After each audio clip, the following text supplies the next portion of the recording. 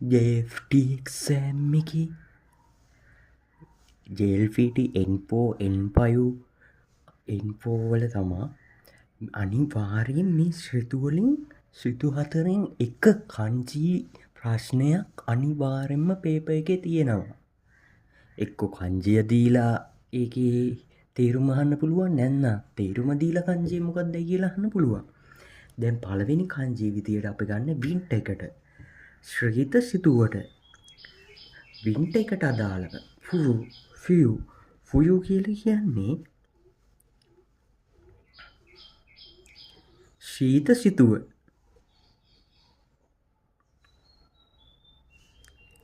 Winter ශ්‍රීත ශ්‍රිතුව පුයු. ඊට පස්සේදී දෙවනි කංජිය spring වසන්ත ශ්‍රිතුව. හරු කියලා කියන්නේ ස්ප්‍රින් හරු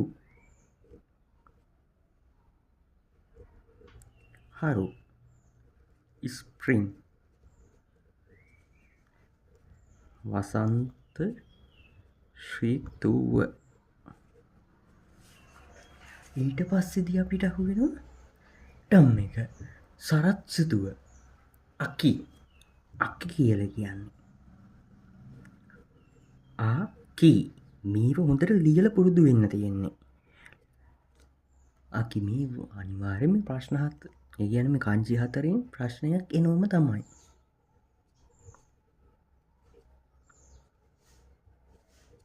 සරත් සිතුව. නත්සු ගෙම්හාන සිතුව සමයක. නත්සු කියලා කියන්නේ එක. නත්සු යසුන් ගෙම්හානේ නිවාඩු.